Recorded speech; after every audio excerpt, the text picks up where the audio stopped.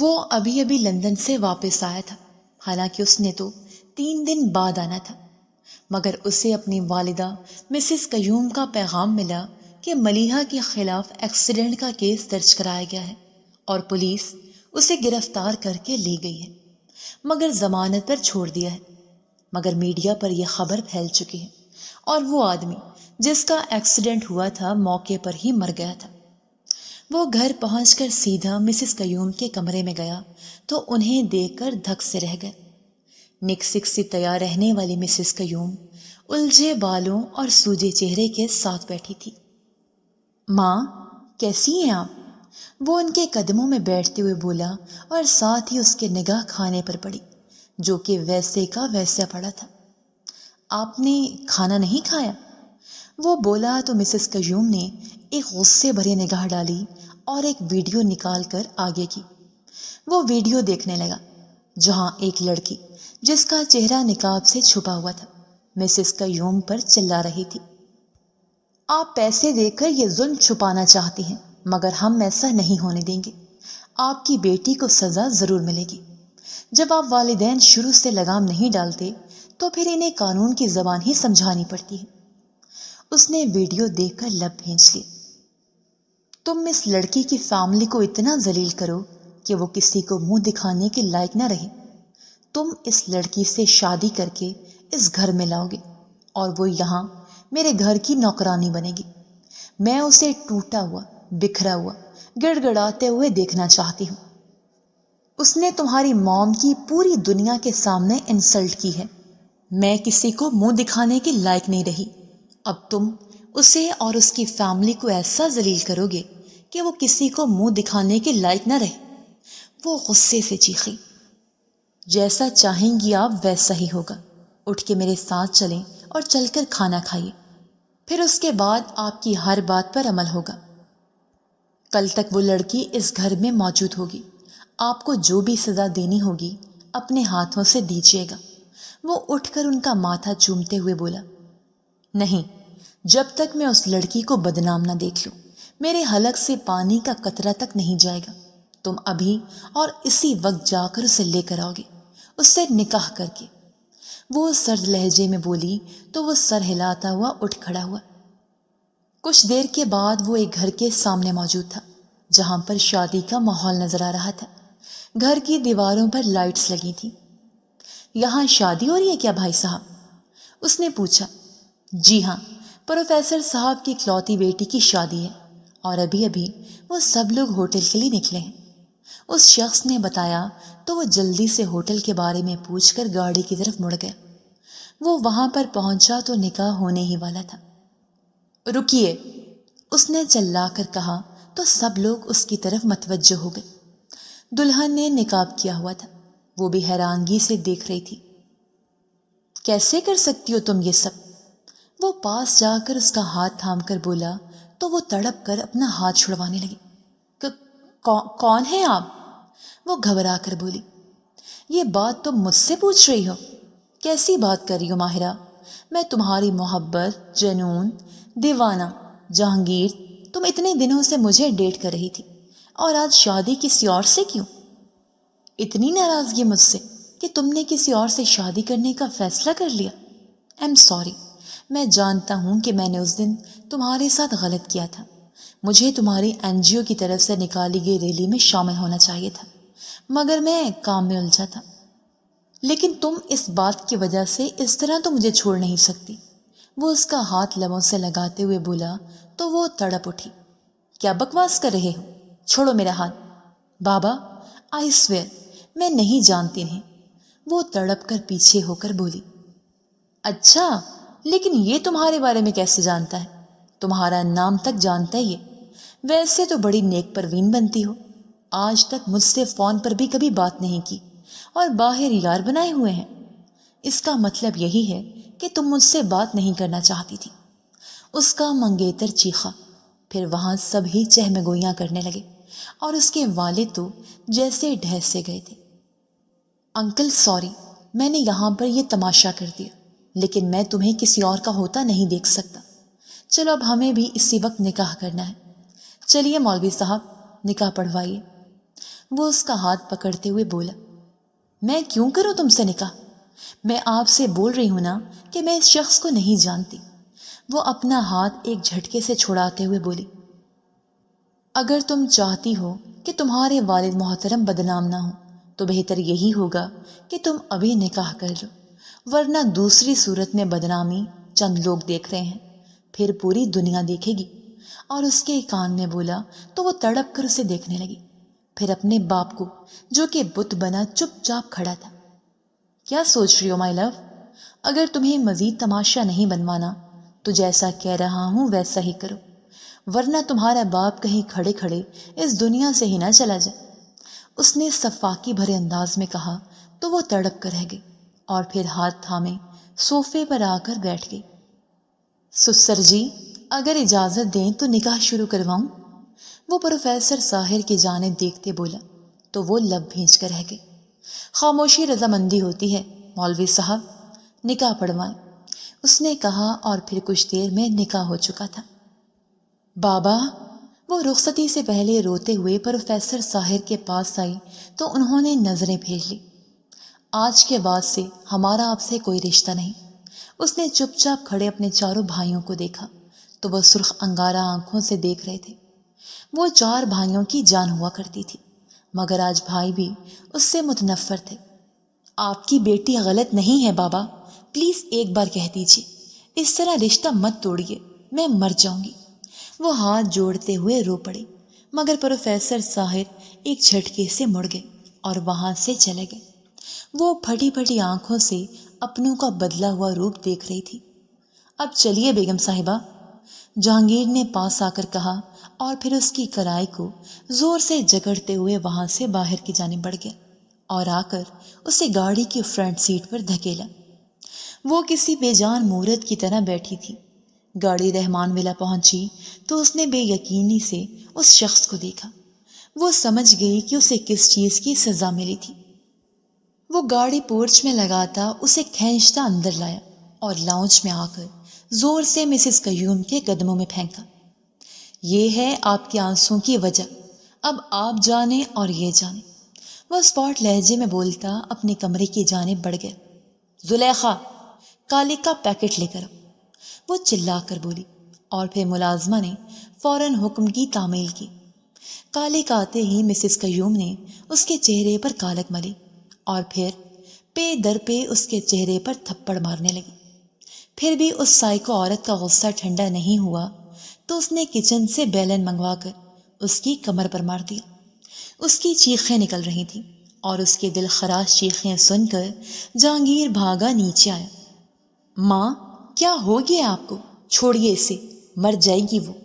بمشکل مسز قیوم کو قابو پا کر بولا تھا، لے جا زلیخا اپنے کوارٹر میں، اور کل سے اسے گھر کے کام سمجھا دینا۔ وہ پھنکاری تو زلیخا نے اسے پکڑا اور اپنے کوارٹر لے گئی۔ وہ مسز قیوم کو لے کر ڈائننگ ہال میں آ گیا اور انہیں کھانا کھلایا، مگر خود کے حلق میں جیسے نوالے پھنس رہے تھے۔ وہ تکلیف کی انتہا پر تھا۔ اس کے لیے اس کی ماں سب کچھ تھی۔ ان کے کہنے پر وہ اسے بے عزت کر چکا تھا، مگر وہ اس کے انتقام میں اسے اس قدر زود و کوب کریں گی، اسے یہ معلوم نہ تھا۔ کھانا کھانے کے بعد وہ انہی کمروں تک چھوڑ کر اپنے کمرے میں آیا، مگر دل کو سکون نہیں تھا۔ وہ فرسٹ ایڈ باکس سے پین کلر اور زخموں والا مرہم لے کر سرونٹ کوارٹر میں آیا تو زلیخا چپ چاپ ایک سائڈ پر بیٹھی تھی اور وہ ہچکیوں سے رو رہی تھی۔ زلیخا بھی، یہ انہیں میڈیسن دے دیجیے اور مرہم لگا دیجیے گا، وہ اس کی طرف دیکھتے ہوئے بولا۔ جی جہاں بابا، زلیخا نے کہتے ہوئے دونوں چیزیں تھام لی۔ لے دھیرانے، کھا لے، کل کا دن بڑا تکلیف دہ ہوگا پھر سے۔ یہ عورت نہیں شیطان ہے، اس کا من نہیں بھرے گا تجھے تکلیف دیتے ہوئے، یہ روز اذیت دے گی، تو نے اس کے دم پر پیر رکھا ہے بیٹی، بس اب اللہ تیرا وارث ہے۔ زلیخا بی نے کہا تو اس نے چپ چاپ 2 کولیاں تھام لیں، پھر اٹھ کر منہ ہاتھ دھویا تو اس کی سرخ و سفید رنگت والے مکھڑے پر اس عورت کے ہاتھوں کے انگلیوں کے نشان تھے۔ پھر وہ آ کر لیٹ گئی، مگر پورا بدن ٹوٹ رہا تھا۔ پھر تہجد کے وقت اٹھ کر اس نے وضو کر کے نماز ادا کی تو وہ سجدے میں لیٹ کر پھوٹ پھوٹ کر رو دی۔ اے اللہ، میں نے تو آپ کے احکامات کی ہمیشہ پابندی کی، پھر مجھ پر یہ مصیبت کیوں؟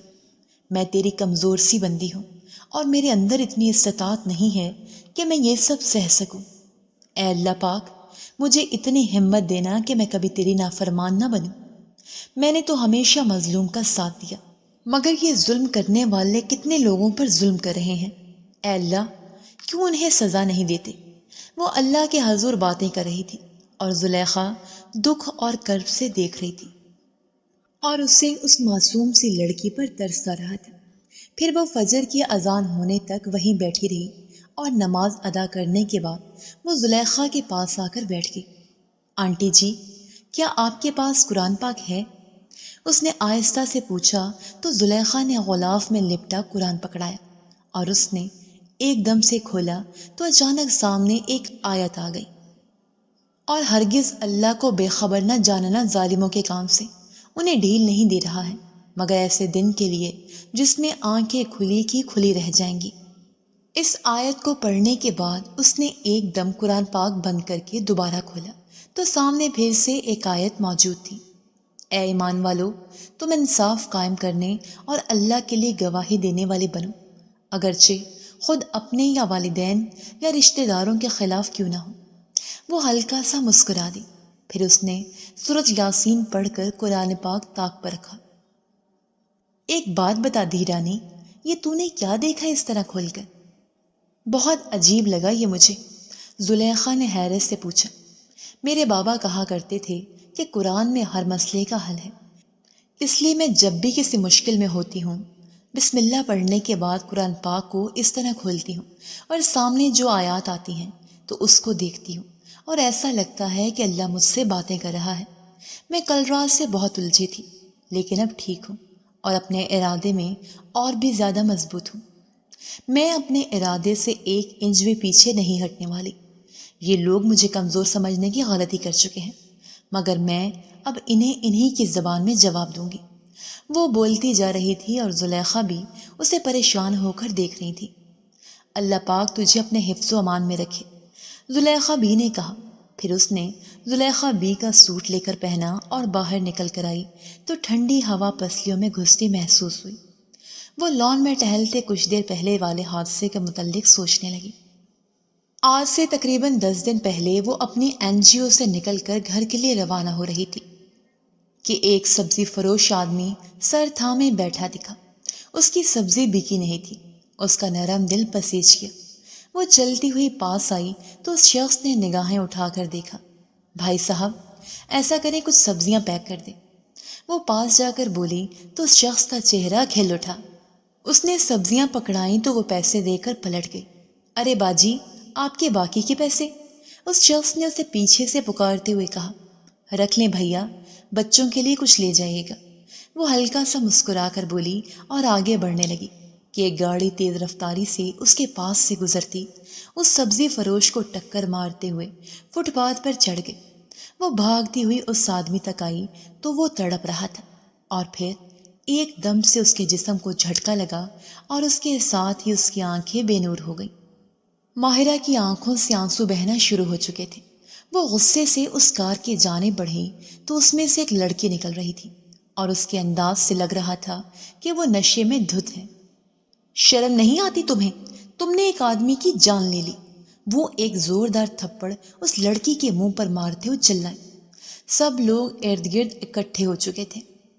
ہاں تو یہ نیچ لوگ آتے ہی کیوں ہیں سڑکوں پر؟ فکر مت کرو، اس کی فیملی کو پیسے دے دیں گی میری ماں۔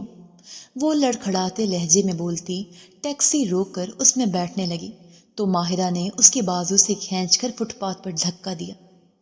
پولیس کے حوالے کرتی ہوں تمہیں، وہ کہتے ہوئے پولیس اسٹیشن فون کرنے لگی، اور وہ لڑکی ہاتھ پر ہاتھ مارے پاگلوں کی طرح ہنس رہی تھی۔ تمہیں کیا لگتا ہے تم ملیحہ کو اریسٹ کرواؤ گی؟ اگر تم کرواؤ گی تو میں فوراً ہی نکل جاؤں گی۔ تم فکر مت کرو، میری ماں ایسے لوگوں کو پیسے دے کر خرید لیتی ہے۔ وہ متکبرانہ انداز میں بولی۔ تم مجھے بھی جانتی نہیں ہو، میں اپنی طرف سے پوری کوشش کروں گی کہ تمہاری ماں کسی بھی طرح تمہیں نکلوا نہ سکے، اور ہاں، تمہاری ضمانت بھی ہوگی نا تو زیادہ دن تک اپنے گھر میں نہیں رہو گی، دوبارہ سے اریسٹ کرواؤں گی۔ اور میں اس شخص کو انصاف دلاؤں گی جس کو تم نے قتل کیا ہے۔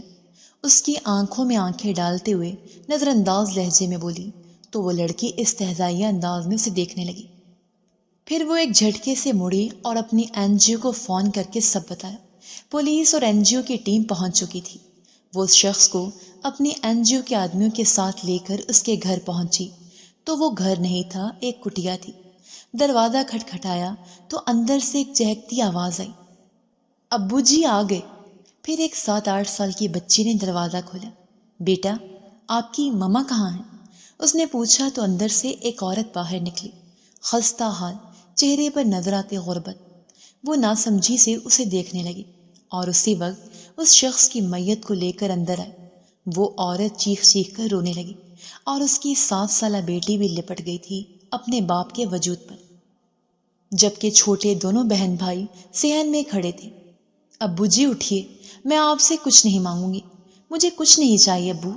ابو جی، وہ بچی تڑپ اٹھی تھی۔ ماہرہ اپنی ہچکیاں دباتی ان بچوں کو اپنی آغوش میں لے گئی۔ پھر کفن دفن بھی ہو گیا، مگر بلکتے بچے اور ان کی ماں کو چھوڑنے کو دل نہیں چاہ رہا تھا۔ پھر اگلے دن نکسک سے تیار ایک عورت اندر آئی اور رفیق احمد کی بیوہ کو 10 لاکھ کا چیک دیا۔ یہ پیسے رکھ لو اور میری بیٹی کو معاف کر دو، اس سے غلطی ہو گئی تھی۔ اس عورت نے کہا تو ماہرہ تیر کی مانند اس کی طرف بڑھی۔ ایک کام کرتی ہوں، آپ کی بیٹی کو جان سے مار دیتی ہوں اور آپ کو اس کے بدلے 20 لاکھ دوں گی، بلکہ یہاں موجود ہر شخص پیسے دے گا آپ کو۔ منظور ہے آپ کو؟ وہ چبا چبا کر بولی۔ تم بیچ میں بولنے والی کون ہوتی ہو؟ مسز قیوم تلملا کر بولی۔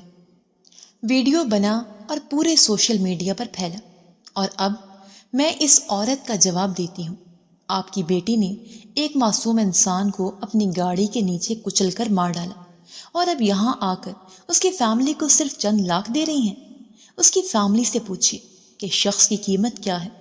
کروڑوں بھی دیں گی نا تو ان بچوں کو ان کی شفقت نہیں مل پائے گی۔ یہ معصوم 3 بچے کہاں جائیں گے؟ آپ پیسوں سے اس ظلم کو چھپا نہیں سکتی۔ جب آپ جیسے والدین شروع سے لگام نہیں ڈالتے تو پھر انہیں قانون کی زبان ہی سمجھانی پڑتی ہے۔ وہ سرد سے لہجے میں بولی تو وہ تلملا سے اٹھی تھی۔ لڑکی، اپنی حد میں رہو، میں 1 کروڑ بھی دے دوں گی، مستقبل سنور جائے گا۔ وہ عورت بولی، او آنٹی جی، مستقبل پیسے سے نہیں سنورتے، بلکہ ماں باپ کے سائے تلے پلے بچوں کے مستقبل زیادہ برائٹ ہوتے ہیں۔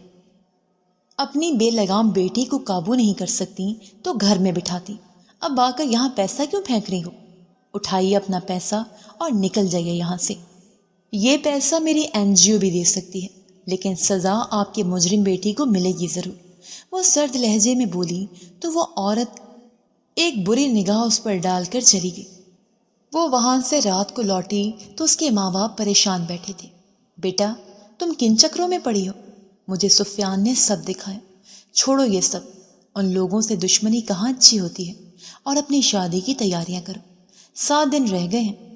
ریحانہ بیگم نے کہا، نہیں امی، جب تک اس کیس کا کوئی فیصلہ نہیں ہوتا میں اسے چھوڑوں گی نہیں۔ ان لوگوں کو انصاف ضرور ملے گا۔ میرے سامنے اس لڑکی نے سب کیا ہے اور میں تو اسے سزا دلا کر ہی رہوں گی۔ وہ حتمی لہجے میں بولی۔ اس کے چاروں بھائی بھی وہاں آ چکے تھے۔ دیکھو، ایسی عورتوں کی دشمنی بہت بری ہوتی ہے، وہ بہت بری عورت ہے، میں اس کے بارے میں جانتا ہوں، تم ان معاملات میں مت پڑو۔ ارمان نے کہا، نہیں بھیا، میں ایسا ہرگز نہیں کر سکتی۔ آپ مجھے جانتے ہیں کہ میں ہمیشہ حق کے لیے کھڑی رہتی ہوں، اور آج جب ظلم میرے سامنے ہوا ہے تو میں اس کے خلاف آواز نہ اٹھاؤں تو میں بھی اتنی ہی مجرم ہوں۔ وہ بولے، تمہیں کیا لگتا ہے کہ وہ عورت اپنی بیٹی کو رہا نہیں کر پائے گی؟ وہ چند پیسے زیادہ دے گی اور اپنی بیٹی کو رہا کر لے گی۔ وہ یہاں پر صرف چیک کرنے آئی تھی کہ پیسوں کے ساتھ بکتے ہیں یا نہیں۔ یہاں 10 لاکھ دیا ہے، وہاں 5 لاکھ میں اس کا کام ہو جائے گا اور اس کی بیٹی باہر ہوگی۔ وہ صرف ضمانت کروا سکتی ہے، مگر میں پوری کوشش کروں گی کہ یہ ضمانت زیادہ دیر نہ رہے۔ وہ اپنے فیصلے سے 1 انچ نہیں ہٹ رہی تھی۔ سب نے بے بسی سے اسے دیکھا۔ پھر آنے والے دنوں میں اس نے اپنی جان توڑ کوششیں لگا دی تھیں، لیکن وہ عورت اپنی بیٹی کو ضمانت پر رہا کر کے لے گئی تھی۔ لیکن عدالت کی طرف سے سخت نوٹیفیکیشن دیا گیا تھا کہ اس کی شادی کے بعد وہ پیش ہوگی، اور اس عورت نے اپنے بیٹے کے ذریعے اس سے شادی کروا کر اس پر اپنا دباؤ ڈالنا چاہا تھا۔ وہ ماضی سے حال میں واپس آئی تو سامنے لہراتے پودوں کو دیکھنے لگی، اور وہ سوچ چکی تھی کہ اسے کیا کرنا ہے۔ وہ جھولے سے اٹھ کر مڑی تو اندر سے باہر آتے جہانگیر کو دیکھ کر ٹھٹک گئی۔ وہ اسے یکٹک حیرت و بے یقینی سے دیکھ رہا تھا۔ وہ اس پر تنفر بھری نگاہ ڈالتے سرونٹ کوارٹر کی جانب بڑھ گئی۔ وہ شمشیر علی کے کمرے سے نکل کر باہر لان کی جانب بڑھا تو وہاں کھڑی ہستی کو دیکھ کر اس پر جیسے آسمان گر پڑا تھا۔ وہ اس کی محبت تھی جس کی تلاش پچھلے 1 سال سے کر رہا تھا۔ وہ آج اس کی بیوی کی صورت میں اس کے پاس تھی، اور وہ جانتا تھا کہ اس نے اپنے ہاتھوں سے اپنی محبت کی توہین کی تھی۔ اس کا دل جیسے رک رک کر چل رہا تھا۔ وہ ایک جھٹکے سے مڑا اور اپنے کمرے میں آ کر اپنا سر پکڑے بیٹھ گیا۔ پھر کچھ دیر کے بعد ملیحہ کے چلانے کی آواز سنائی دی۔ وہ اٹھ کر باہر نکلا تو ماہرہ صوفے پر اطمینان سے بیٹھی تھی اور ملیحہ اس پر چلا رہی تھی، اور مسز قیوم بھی باہر آئی اور اسے مارنے کے لیے لپکی، اور اس سے پہلے کہ وہ ہاتھ اٹھاتی ماہرہ نے ان کا ہاتھ پکڑ لیا اور پھر انہیں زور سے دھکا دیتے ہوئے فروٹس نائف نکالتی ملیحہ کے بازو پر خراش لگا، اور ملیحہ چلانے لگی تھی، اور مسز قیوم اسے نازیبا گالی نکالتے لپکی تو وہ پھرتی سے ملیحہ کے گلے پر چاقو رکھ کر چلائی، خبردار اگر آپ نے قدم بھی آگے بڑھایا تو آپ کی بیٹی کی شہرت کاٹ دوں گی، اور مجھے کوئی افسوس نہیں ہوگا اسے مارنے میں۔ میں تو برباد ہو چکی ہوں، مگر اب آپ کے ساتھ جو ہونے والا ہے اس کا آپ کو اندازہ نہیں ہے۔ آپ کو پتہ نہیں ہے کہ آپ نے انجانے میں ایک مصیبت مول لے لی ہے۔ آپ کو کیا لگا تھا کل رات میں نے جو چپ چاپ مار کھائی اس کے بعد بھی میں یہی سب سہتی رہوں گی؟ میں ہمیشہ حق کے لیے لڑتی ہوں، اور میں مظلوم کی آواز بننے والی ہوں۔ اپنے اوپر ہوتے ظلم کو کیسے برداشت کر سکتی ہوں؟ اس لیے بتا رہی ہوں، ذرا کان کھول کر سنیے گا۔ اب میں آپ کی بہت بینڈ بجانے والی ہوں، ہاں، اور 2 دن کے بعد جو عدالت میں پیشی ہے نا، اس میں آپ کو بتاؤں گی کہ میں کیا چیز ہوں۔ آپ کی بیٹی کو کڑی سے کڑی سزا دلواؤں گی۔ وہ سرد لہجے میں بولی، ہٹاؤ چاقو ماہرہ، اور اس طرح اگر تم میری مام اور میری بہن کے ساتھ بدتمیزی کرو گی تو میں بالکل برداشت نہیں کروں گا۔ وہ اس کے پاس آتے ہوئے بولا تو اس نے طنزیہ مسکراہٹ سے اسے دیکھا۔ کیا کریں گے آپ؟ میرے خاندان کو برباد کریں گے مزید، یا انہیں مزید بدنام کریں گے؟ اب جو مرضی کر لیجیے، لیکن آپ کی بہن کو سزا دلوا کر رہوں گی، مسٹر XYZ، جو بھی ہیں آپ، اور جو میرے ساتھ آپ نے کیا نا اس کی بھی سزا ضرور دوں گی۔ بہت بڑی غلطی کر لی آپ نے مجھ سے پنگا لے کر۔ وہ غصے سے بولی، یہ تمہاری خام خیالی ہے، صرف پیسہ خرچ کرنے کی دیر ہے اور سارے کے سارے ثبوت ختم ہو جائیں گے، اور میں ایسا کر سکتا ہوں۔ تم مجھے بھی نہیں جانتی کہ میں کیا چیز ہوں۔ میں اپنوں کے لیے جان تک دینے کے لیے تیار رہتا ہوں۔ وہ تلخ لہجے میں بولے، دیکھتے ہیں آپ کیا کرتے ہیں۔ میرے پاس اس ایکسیڈنٹ کی CCTV فوٹیج اور بہت کچھ ہے، گواہ موجود ہیں، سب کچھ موجود ہے، اور میں آپ کی بہن کو سزا دلوا کر ہی رہوں گی۔ 2 دن کے بعد کورٹ میں آمنا سامنا ہوگا۔ وہ سرد لہجے میں بولی، اور پھر ایک جھٹکے سے وہاں سے مڑتی نکلتی چلی گئی۔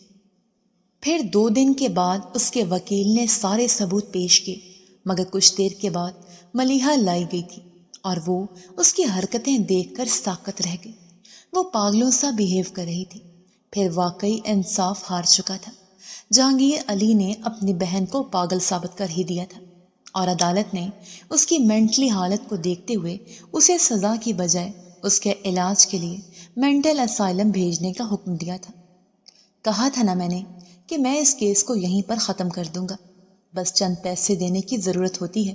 یہ دنیا پیسے کے لیے بک جاتی ہے۔ ذرا آنکھیں کھولو اور اپنے ارد گرد دیکھو، یہاں بھی یہی سب ہوتا ہے۔ پیسہ پھینک اور تماشا دیکھ۔ تمہارے 2 گواہ جو انسانیت کے ناطے یہاں پر میری بہن کے خلاف گواہی دینے آئے تھے، وہی لوگ یہاں آ کر کہنے لگے کہ ہمیں یہ لڑکی اس دن ہی پاگل لگی تھی۔ اب کیا کرو گی؟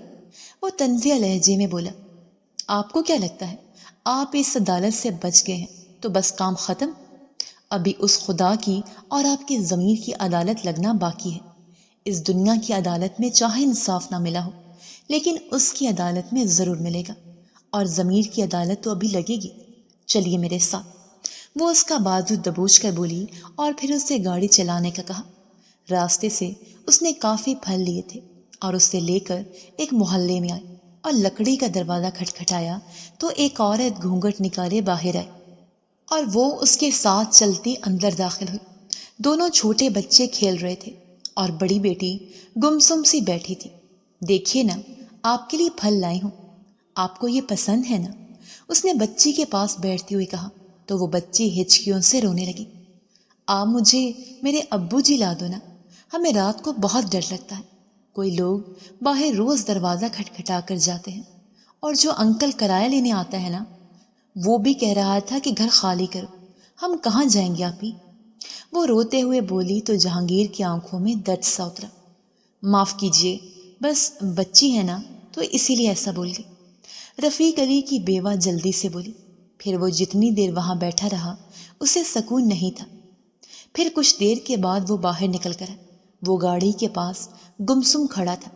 کوئی انسانیت باقی ہے آپ میں تو ان کا درد محسوس ہوگا، مگر نہیں، آپ میں کہاں انسانیت ہے؟ جن کے پاس پیسہ بہت ہے ان کی انسانیت نہ ہونے کے برابر ہوتی ہے۔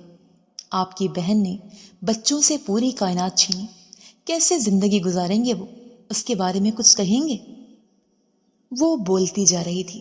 وہ لب بھینچ کر ایک جھٹکے سے مڑا اور اندر داخل ہوا اور چلتا ہوا اس بچے کے پاس گیا۔ آئندہ سے کوئی تنگ نہیں کرے گا آپ کو بیٹا، آپ کو بالکل ڈر نہیں لگے گا۔ کیا آپ لوگ میرے ساتھ میرے فلیٹ پر چلو گے؟ وہاں کوئی تنگ نہیں کرے گا۔ میں آپ کے بابا کو تو نہیں لا سکتا، مگر اتنا کر سکتا ہوں۔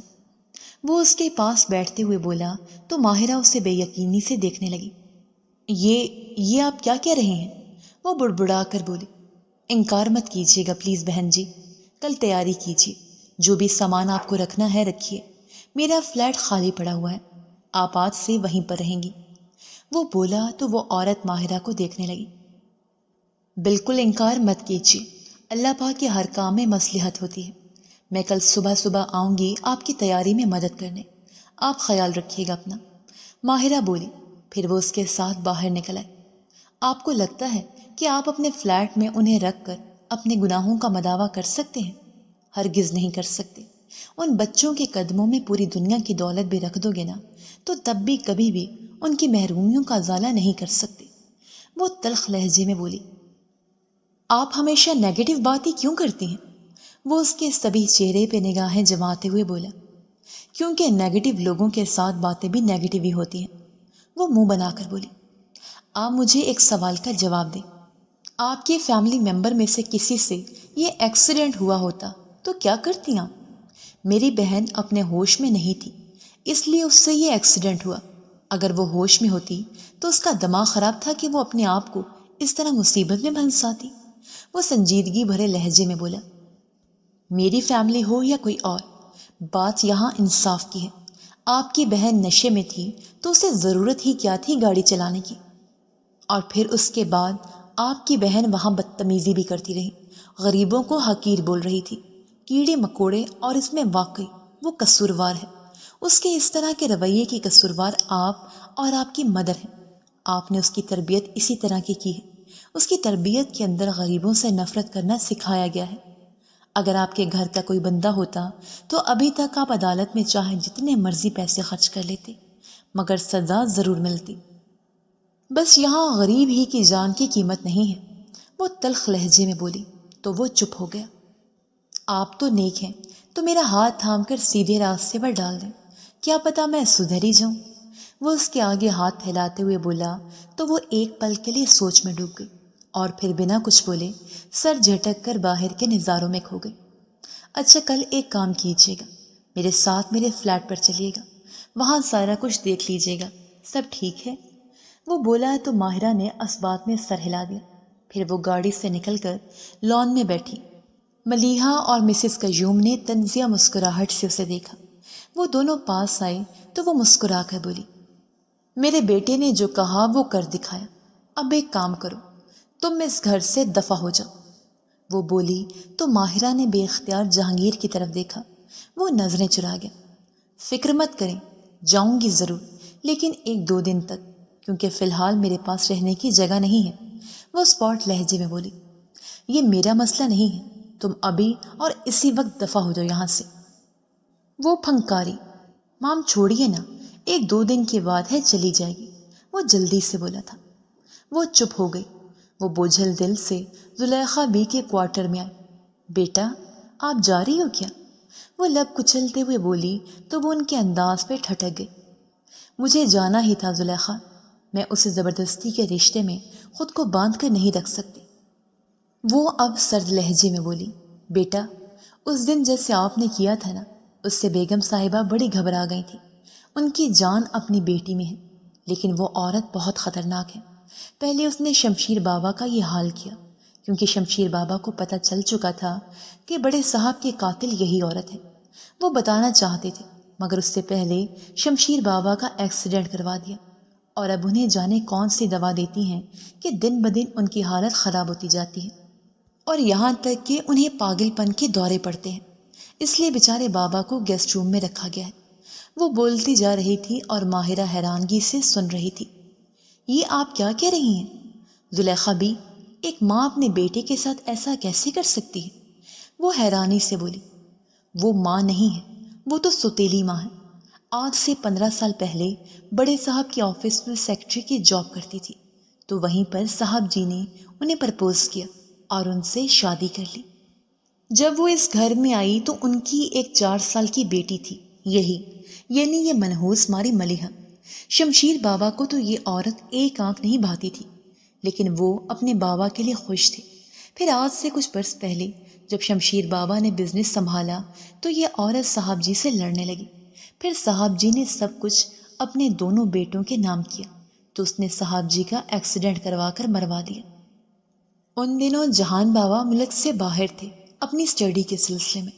پھر ایک دن شمشیر بابا کو اس عورت کے خلاف ثبوت مل گئے اور انہوں نے وہ پولیس کو دینا چاہے، تو شمشیر بابا کا بھی ایکسیڈنٹ کروا دیا، مگر وہ بچ گئے۔ لیکن ان کا جسم ہلنے جلنے سے قاصر ہو گیا اور صاف زبان سے بھی الفاظ ادا نہیں ہوتے تھے۔ لیکن ڈاکٹر نے کہا ہے کہ کچھ عرصے تک آرام آ جائے گا، مگر یہ زہریلی ناگن انہیں دوائیاں دینے لگی ہیں اور میرے سامنے دیتی ہیں۔ معلوم ہے کہ ملازمہ ہوں کوئی اعتبار نہیں کرے گا، لیکن اب جہان بابا سے ساری جائیداد ہڑپنے کی پلاننگ کر رہی ہے۔ وہ ماں بیٹی۔ مہربانی ہوگی بیٹا، ہمارے دونوں بابا کو بچا لو۔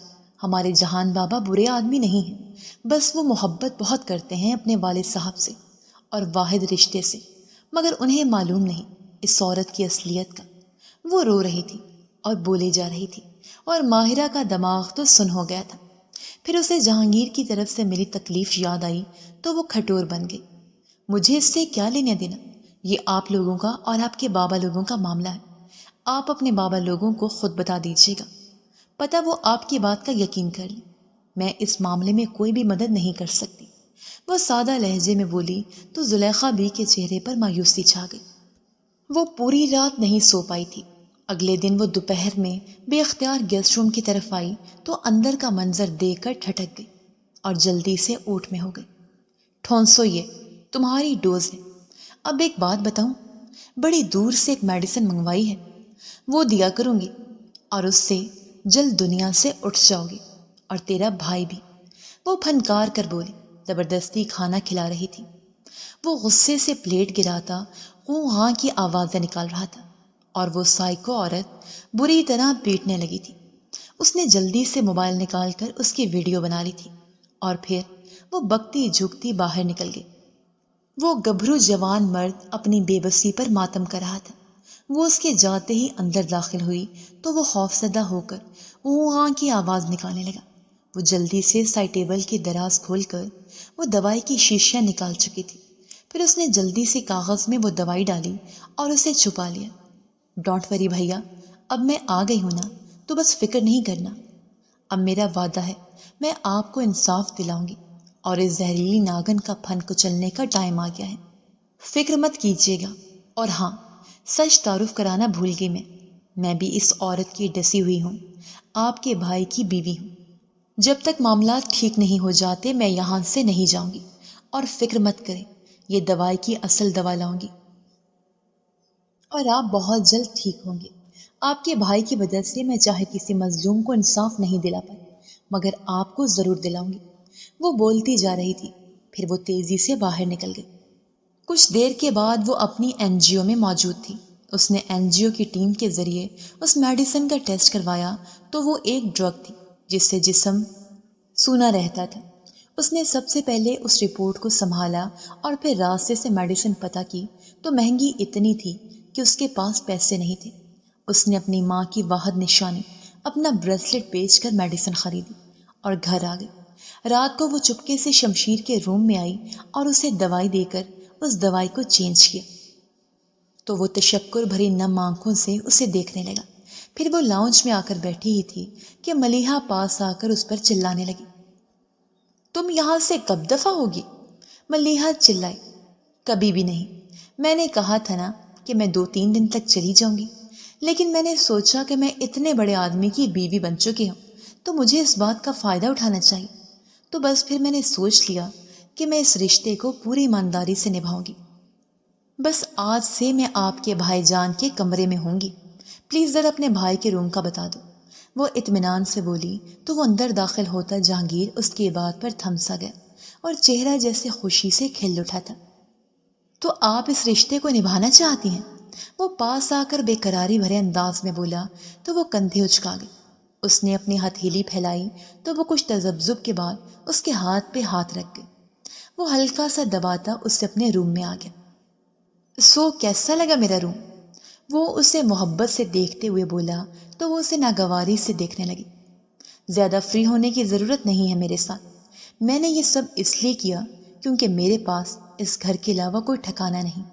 پھر اتنا امیر آدمی ہو تو پھر میں باہر سرونٹ کوارٹر میں کیوں رہوں؟ اس لیے میں نے سوچا کہ میں نرم نرم گدے کا مزہ لوں گی۔ وہ بولتے ہوئے بیڈ پر لیٹ گئی، اور ہاں، یہ لیں تکیا اور جا کر کہیں اور سو جاؤ۔ وہ تڑخ کر بولتی بیڈ پر لیٹ گئی۔ وہ ہلکا سا مسکرا دیا اور چپ چاپ صوفے پر بیٹھ کر اسے دیکھنے لگا، جو کہ بیک گراؤنڈ سے ٹیک لگائے موبائل پر کچھ دیکھ رہی تھی۔ اسے بے اختیار آج سے 1 سال پہلے کا واقعہ یاد آ گیا۔ وہ اپنے آفس سے منسلک گیسٹ روم کے صوفے پر بیٹھا تھا۔ سکرین پر اس کے آفس کی CCTV فوٹیج لگی تھی۔ ایک نقاب پوش لڑکی اندر داخل ہوئی اور اس کے سیکرٹری سے بولی، کہاں ہیں تمہارے صاحب؟ ارے اتنے پیسوں کا اچار ڈالیں گے کیا؟ کل میری دوست اپنے فنکشن میں بلانے آئی تو آئے ہی نہیں، اتنا غرور، توبہ استغفار، ایسا لگتا ہے کہ فرعون بنے بیٹھے ہیں وہ نان سٹاپ بولے جا رہی تھی اور اس کی آواز دروازے کی اوٹ سے سنائی دے رہی تھی۔ جائیے میرے لیے ٹھنڈا جوس لائیے، گلا سوکھ گیا، اور اپنے لینڈ لارڈ صاحب کو بھی بلا دیجیے۔ وہ بولی اور جیسے ملازم باہر گیا تو اس نے نقاب ہٹایا اور کرسی پر چڑھ کر ڈائریکٹ AC کی ہوا لینے لگی۔ واہ اللہ میاں، ان امیروں کی بھی موجیں ہیں، ٹھنڈی ہوائیں گھر باہر آفس میں لیتے ہیں، اور ہم غریب تو ایک پنکھا چلا لیں تو بل دیکھ کر ہی جان نکلتی ہے۔ وہ اونچی آواز میں اب چھت کی طرف دیکھتے اللہ میاں سے باتیں کر رہی تھی۔ وہ گہری مسکراہٹ سے اٹھتا پاس آیا اور اسے حسن کی ملکہ کے سکرین پر دکھے چہرے پر ہاتھ پھیرنے لگا۔ پھر اس کا موبائل بجا تو وہ کال سنتی افراتفری میں وہاں سے بھاگی۔ وہ اس کے پیچھے تھا، لیکن تب تک وہ جا چکی تھی۔ وہ پچھلے 1 سال سے اس خاموش محبت کیے جا رہا تھا، اور اب وہ اس کے پاس اس کے کمرے میں تھی۔ وہ اسی پہ بھی بہت خوش تھا۔ وہ صوفے پر لیٹ کر آنکھیں موند کر کچھ دیر میں اس کی گردن اکڑ چکی تھی۔ وہ اٹھ کر اس کے ساتھ بیڈ پر آ کر لیٹ کر اپنی کوہنی بیڈ پر ٹکا کر اپنی ہتھیلی پہ رخسار رکھے اسے دیکھ رہا تھا۔ پھر وہ آہستہ سا جھکا اور اس کے ماتھے پر سلگتے لب رکھ دی۔ اس کی نیند اتنی کچی تھی کہ ہڑبڑا کر اٹھی۔ یہ کیا کر رہے ہیں؟ آپ کی ہمت کیسے ہوئی مجھے چھونے کی؟ وہ تپ کر بولی تو وہ اس کی کمر میں ہاتھ ڈالتے اسے خود پہ گراتا اس کے لبوں کو نرمی سے دسترس میں لے گیا۔ وہ تڑپ کر اسے اپنا آپ چھڑوانے لگی، اور جیسے ہی اس نے چھوڑا تو وہ کھانستی ہوئی پیچھے کو ہٹی۔ پورا حق ہے مجھے آپ پہ، محبت نہ ہوتی تو زبردستی کر لیتا، لیکن اپنی محبت کو مزید ذلیل نہیں کروا سکتا۔ وہ بولا تو اس نے بے یقینی سے اسے دیکھا۔ "واٹ؟" وہ سرسراتی آواز میں بولی تو وہ اپنے موبائل سے وہ CCTV فوٹیج نکال کر دکھانے لگا تو وہ جھنجھلا کر اسے دیکھنے لگی۔ "کیا ہوا؟ ایسے کیوں دیکھ رہی ہیں آپ کو یقین نہیں آ رہا؟ یہی سچ ہے، میں نے صرف اور صرف آپ سے محبت کی ہے اور پچھلے 1 سال سے آپ کی تلاش میں تھا۔ مجھے تو پتہ ہی نہیں تھا کہ آپ ہی وہ لڑکی ہیں۔ وہ بولا تو اس نے سر جھٹک کر اسے دیکھا۔ اچھا ہوتا کہ آپ خاموش رہتے اور اس خاموش محبت کو اپنے اندر کہیں دفن کر لیتے، کیونکہ یہ بات کنفرم ہے، میں تو آپ کے ساتھ نہیں رہنے والی۔ جیسی میرا انتظام ہوگا میں آپ کی زندگی سے چلی جاؤں گی۔ وہ کھٹور پن سے بولی تو وہ اس کے انداز میں تڑپ سا گئے۔ ایسا کیوں کہہ رہی ہیں آپ؟ میں اپنی ہر غلطی کا مداوع کرنے کے لیے تیار ہوں۔ میں آپ کے پیرنٹس کے پاس جا کر انہیں سب حقیقت بتا دوں گا۔ وہ بے تابی سے اس کے ہاتھ تھامتے ہوئے بولا، "او واقعی؟ جو اپنی ماں کے کہنے پر مجھے برباد کرنے چلیا، وہ کل اپنی ماں کے کہنے پر مجھے چھوڑ بھی سکتا ہے۔ یہ تو رشتہ کچے دھاگے کی مانند ہے، تو میں کیوں آپ کی باتوں میں آؤں؟" وہ تنگ کر بولی تو وہ لب بھینچ کر اسے دیکھنے لگا۔ "ایک بات آپ کو بتانا چاہوں گا، جب میں اپنے رشتوں کو نبھاتا ہوں تو پورے دل سے نبھاتا ہوں۔ وہ میری ماں ہے اور میں ایک بیٹے ہونے کے فرائض نبھا رہا ہوں، اور دوسری طرف آپ میری بیوی ہیں اور میں آپ کے بھی پورے فرائض نبھاؤں گا۔ ان کی بات کا بھی مان رکھوں گا، لیکن آپ کے ساتھ کبھی زیادتی نہیں کروں گا۔ وہ بولا تو وہ کہکا لگا کر ہنس پڑی۔ "آپ کو کیا لگتا ہے کہ میں آپ کی باتوں میں آ جاؤں گی؟ ایسا ناممکن ہے۔ جو شخص اپنی ماں کے کہنے پر کسی لڑکی کو برباد کر سکتا ہے، وہ کچھ بھی کر سکتا ہے۔ میں آپ کی باتوں پر اعتبار نہیں کر سکتی۔ مجھے اتنا معلوم ہے کہ آپ اپنی ماں کی وجہ سے مجھ پر زیادتی ضرور کریں گے، اس لیے میں آپ پر اعتبار نہیں کروں گی، کیونکہ جب اعتبار ٹوٹتا ہے تو بہت درد ہوتا ہے۔ پتہ ہے، میرے ابا نے میرا اعتبار توڑا ہے۔ جو مجھ سے محبت کے دعوے دار تھے، ایک غیر نے میرا نام کیا لیا، سب لوگوں نے مجھے غلط سمجھ لیا۔ مجھے سب کی طرف سے یہ امید تھی کہ کوئی ایک کہے گا کہ ہماری بیٹی کو رد نہیں کیا جا سکتا، مگر سب نے پہلے سوچ رکھا تھا کہ میں ہی غلط ہوں۔ مجھے نہیں چاہیے ایسے کوئی اپنے۔ اس نے سرد لہجے میں بولتے ہوئے کروٹ لے کر لیٹ گئی۔ اپنوں سے ناراضگی ہوتی ہے، لیکن ان سے رشتے ناتے نہیں توڑے جاتے۔ میں آپ کی فیملی کو جا کر سب کچھ ایکسپلین کروں گا تو مجھے یقین ہے کہ وہ لوگ آپ کو معاف کر دیں گے۔ وہ آہستہ سے بولا، "اس کی کوئی ضرورت نہیں ہے مسٹر جہانگیر، کیونکہ مجھے اپنوں سے کوئی لینے دینا نہیں ہے۔ میں اب ان میں سے کسی کے ساتھ ناتا نہیں رکھنا چاہتی، اور آپ کو جا کر انہیں کچھ بھی ایکسپلین کرنے کی ضرورت نہیں ہے۔ غصے سے بولی اور پھر تکیے میں چہرہ چھپا لیا۔ اچھا چلیں ٹھیک ہے، آپ کو کوئی بات نہیں رکھنی وہ تو ٹھیک ہے، لیکن میں آپ کو ایک بات بتاتا ہوں کہ میں صبح امی سے بات کر کے آپ کے بارے میں سب بتا چکا ہوں۔ مجھے یقین ہے جب میں انہیں بتاؤں گا کہ میں آپ سے محبت کرتا ہوں تو وہ میری خوشی میں خوش ہوں گی۔ بہت محبت کرتی ہیں ہم لوگوں سے اور ہمارے لیے کچھ بھی کر سکتی ہیں۔ آپ کو پتہ ہے وہ میری سوتیلی ماں ہے، لیکن سگی سے کہیں بڑھ کر ہیں۔ میری سگی ماں کو میں نے نہیں دیکھا، لیکن میں یقین کے ساتھ کہہ سکتا ہوں کہ وہ بھی مجھے اتنا پیار نہیں کرتی جتنا میری یہ ماں کرتی ہیں۔ وہ بولتا جا رہا تھا اور وہ اس شخص کی خوشگمانیوں پر افسردہ سی ہو گئی۔ ایک بات میری یاد رکھیے گا، زندگی میں سگے بھی ایک وقت آتا ہے ساتھ چھوڑ دیتے ہیں، وہ تو پھر سوتیلی ہیں۔ اس لیے ان کی محبت میں اتنے بھی اندھے مت بن جائیے کہ آپ کو دیکھنا ہی بند ہو جائے۔ اپنے آس پاس دیکھیے، ہو سکتا ہے کہ آپ کو ان کی کوئی نہ کوئی غلطیاں نظر آئیں۔ سب سے بڑھ کر تو غلط یہ بات تھی کہ انہوں نے اپنا انتقام لینے کے لیے آپ کو ایک لڑکی سے شادی کرنے کو کہا۔ کیا آپ کے نزدیک ایسی عورت درست ہو سکتی ہے جو کہ آپ کو مہرے کی طرح استعمال کرے، وہ بھی اپنی انا کی تسکین کے لیے؟ کیونکہ اگر وہ آپ کی سگی ماں ہوتی تو وہ یہ بات ضرور سوچتی کہ اگر میں اپنے بیٹے کو اس طرح کرنے کا کہوں گی تو کہیں وہ کسی مصیبت میں نہ پھنس جائے۔ مگر اس عورت کو آپ کی مصیبتوں سے کوئی لینا دینا نہیں ہے۔ وہ ایک سائیکو عورت ہے۔ وہ اٹھ کر بیٹھتے ہوئے بولی تو وہ ناگواری سے اسے دیکھنے لگا۔ آپ نے یہ بات اب تو کہہ دی ہے، آئندہ سے مت کہیے گا۔ وہ لب کچلتے ہوئے بولا، کہوں گی اور بار بار کہوں گی، میرا منہ میری زبان ہے۔ آپ مجھے سچ کہنے سے روک نہیں سکتے۔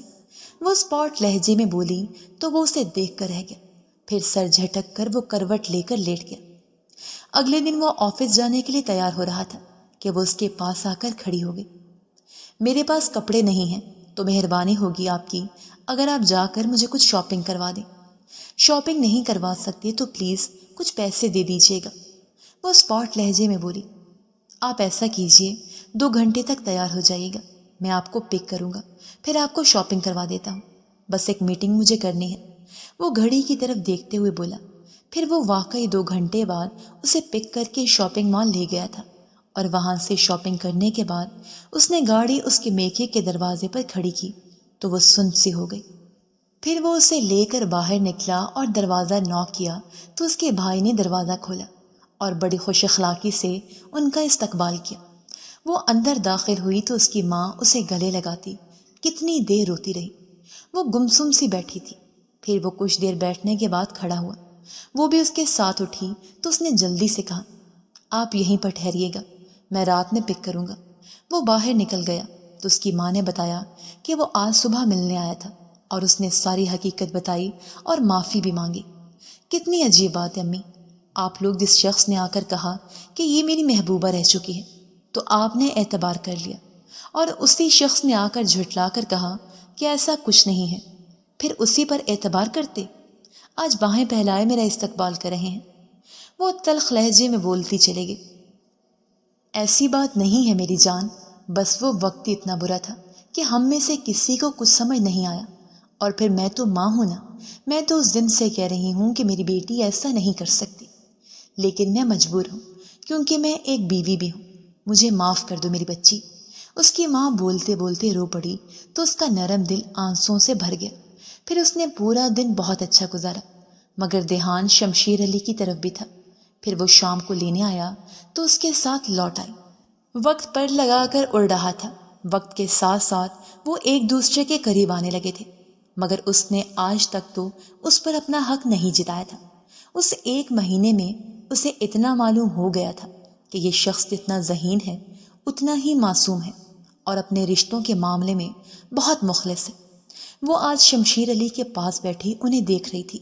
بھیا ایک بات کہوں، یہ جو تنزیلہ بیگم ہے نا، آپ کی سوتیلی ماں، نہ جانے اس نے آپ کے بھائی پر کیا جادو کیا ہے، اس عورت کے خلاف کچھ سنتا ہی نہیں، بس اسی وجہ سے برا لگتا ہے آپ کا بھائی۔ وہ منہ بنا کر بولی تو وہ ہنس پڑا، پھر وہ اٹھ کر جانے لگی تو اچانک شمشیر علی نے پکارا، بچے تھینک یو۔ اس نے اٹک اٹک کر یہ 3 لفظ بولے تو وہ مڑ کر بے یقینی سے انہیں دیکھنے لگی، پھر وہ جلدی سے پاس آئی۔ بھیا آپ بول سکتے ہیں، وہ ایکسائٹیڈ لہجے میں بولی تو وہ مسکرا کر سر ہلا گیا۔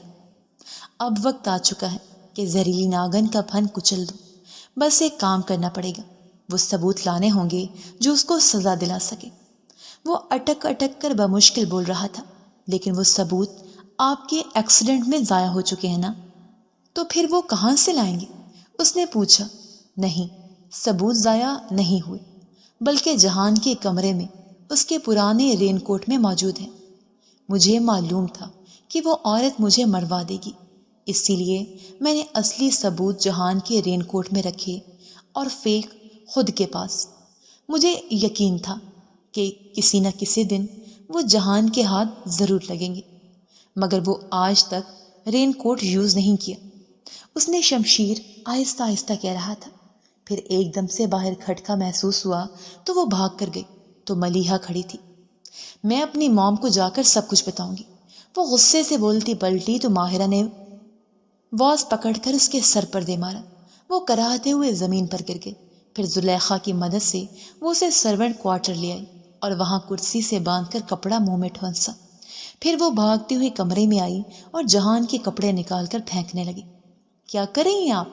مجھے گندگی سے الرجی ہے۔ جہانگیر پاس آ کر جھنجھلا کر بولا، آپ کا رین کوٹ کہاں ہے؟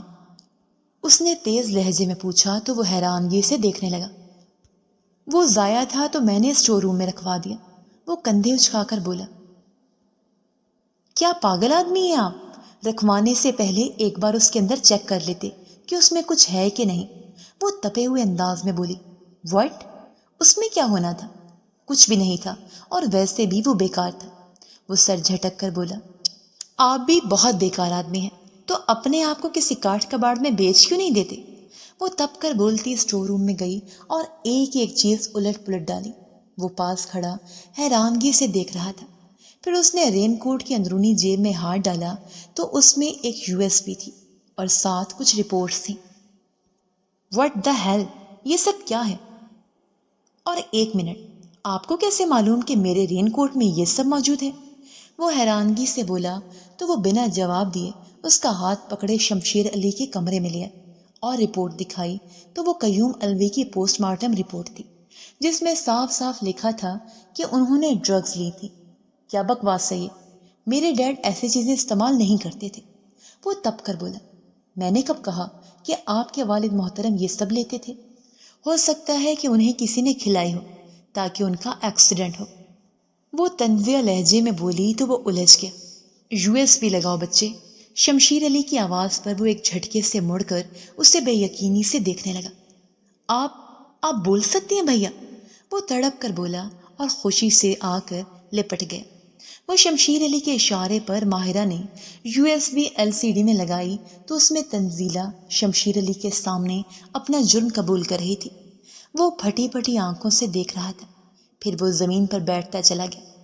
نہ صرف بابا کے ساتھ، میرے ساتھ بھی اس عورت نے یہی کیا، لیکن میں زندہ بچ گیا، اور وہ عورت غلط میڈیسن دے دے کر مجھے اذیت دے رہی تھی، روز تھپڑ مارتی تھی، مگر قدرت کو مجھ پر رحم آ گیا اور ماہرہ تمہاری زندگی میں آ کر مجھے نئی زندگی دے گئی۔ اب تم یہ ثبوت پولیس کو دو اور اس عورت کو گرفتار کروا۔ شمشیر علی نے کہا، نہیں بھیا، ابھی نہیں، پہلے اس عورت کے سامنے اس کی دکھتی رگ پر ہاتھ رکھوں گا۔ جس بیٹی کے لیے کچھ بھی کر گزرتی، اسی کے سامنے اب وہ بیٹی گرفتار ہوگی اور اسے سزائے موت یا پھر عمر قید ہوگی۔ پھر وہ جائے گی۔ وہ چبا چبا کر بولتا چلا گیا اور پھر ایک جھٹکے سے اٹھ کر باہر نکل گیا۔ رفیق احمد کیس دوبارہ اوپن ہوا اور عدالت کے سامنے اس کی ذہنی حالت درست ثابت کر دی گئی تھی اور عدالت نے فوراً اسے گرفتار کرنے کا حکم دیا تھا۔ پولیس جیسے ہی گرفتار کرنے آئی تو زلیخا نے ماہرہ کے فون پر اس کی رسیاں ڈھیلی کر دی تھیں، اور پھر وہ دوڑتی ہوئی اندر داخل ہوئی اور روتی ہوئی تنزیلہ کے گلے لگ گئی۔ ہائے، کیا ہوا میری بچی؟ اس نے پوچھا۔ مما، شمشیر بھائی۔ اس سے پہلے کہ وہ بات پوری کرتی، پولیس اندر داخل ہوئی۔ آپ کو گرفتار کیا جا رہا ہے مس ملیحہ، انسپکٹر نے کہا، اور پھر لیڈی کانسٹیبل نے اسے گرفتار کیا۔ تنزیلہ چلانے لگی، مگر وہ لوگ اسے گھسیٹتے لے گئے۔ تب جہانگیر وہاں پہنچا تو وہ بلک بلک کر رونے لگی۔ پریشان نہ ہو مام، آپ دونوں ماں بیٹی الگ نہیں ہو سکتی، وہ بولا، اور پھر انسپکٹر کو آواز دی۔ وہ نہ سمجھی سے انہیں دیکھنے لگی۔ مسز قیوم، ہم آپ کو مسٹر قیوم الوی کے قتل کے جرم میں گرفتار کرتے ہیں۔ پولیس کی بات پر وہ پھٹی پھٹی نگاہوں سے دیکھنے لگی۔ پھر پولیس اسے گرفتار کر کے لے گئی۔ جہانگیر گمسم سا قیوم الوی کے کمرے میں بیٹھا تھا کہ ماہرہ ان کے پاس آ کر اس کے کندھے پر ہاتھ رکھ کر اسے متوجہ کیا تو وہ جلدی سے سیدھا ہوتا، اس کی کمر کے گرد بازو لپیٹے، اس کے پیٹ پہ سر ٹکائے رونے لگا۔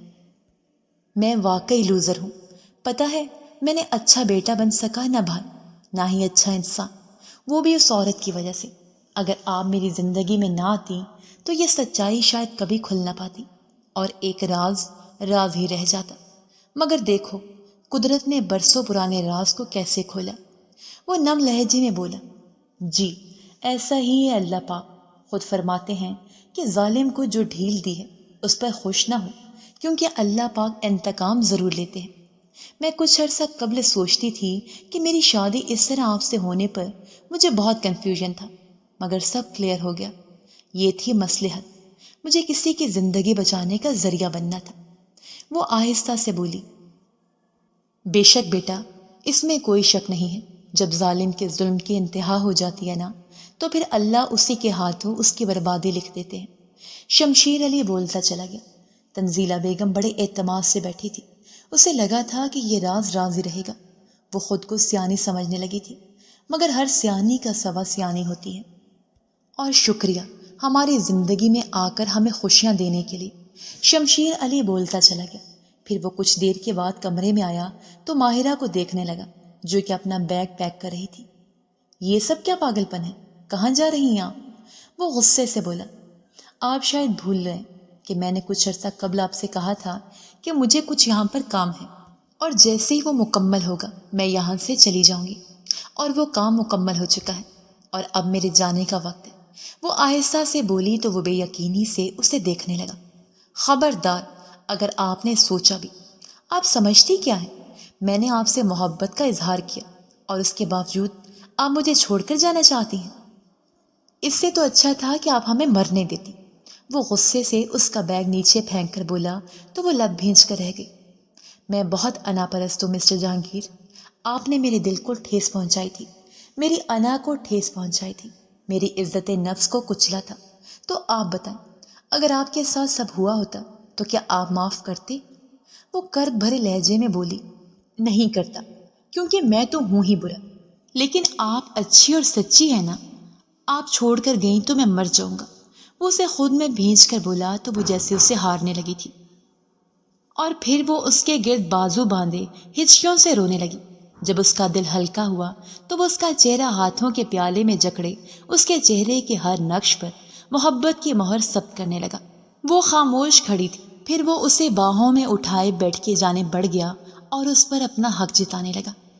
اگلی صبح بہت خوبصورت اور روشن تھی، پھر وہ سب ملازمین کی بھی فیورٹ بنتی جا رہی تھی، اور شمشیر علی تو اسے بیٹا بیٹا کہتے نہیں تھکتے تھے، حالانکہ وہ ان سے محض 12-13 سال ہی چھوٹی تھی۔ وقت گزر رہا تھا۔ رفیق احمد کی فیملی کو بھی جہانگیر یہیں لے آیا تھا۔ بچے شمشیر علی سے بہت اٹیچ ہو گئے تھے۔ 6 ماہ گزر چکے تھے۔ رفیق احمد کی بیوہ انیسہ کی عدت پوری ہو چکی تھی۔ وہ بہت کم عمر تھی، تقریباً اس سے 1-2 سال ہی بڑی ہوگی، اور کافی پرکشش تھی۔ جہان، ایک بات کہوں؟ وہ رات کو اس کی باہوں کے حصار میں بولی۔ سو بات کہو میری جان، وہ اس کا ماتھا چومتے ہوئے بولا۔ انیسہ آپ بھی اور شمشیر بھیا کی شادی نہ کر دیں، وہ بہت کم عمر ہیں۔ ابھی وہ بولی تو وہ پرسوچ انداز میں سر ہلا گیا۔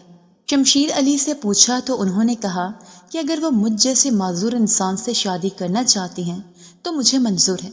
انیسہ سے پوچھا تو اس نے انکار کر دیا کہ لوگ کیا کہیں گے، مگر سامنے ماہرہ بھی موجود تھی اور اس نے اسے منا کر ہی دم لیا، اور آج ان کا نکاح سادگی سے پڑھا دیا گیا تھا۔ بچے اپنے پاپا کو ملنے پر بہت خوش تھے۔ الوی ہاؤس کی فضائیں خوشیوں سے مہکنے لگی تھی۔ پھر کچھ عرصہ گزرا تو شمشیر علی تھوڑا تھوڑا قدم اٹھانے لگے تھے، اور انیسہ ان کی پوری مدد کر رہی تھی، اور آج اسے بھی ماں بننے کی خوشخبری ملی تھی، اور سب لوگ اس خوشی پر بہت زیادہ خوش تھے، اور وہ پرسکون تھی۔ اپنے معصوم پرواہ کرنے والے شوہر کی باہوں میں مسکراتی آنکھوں کو موند گئی۔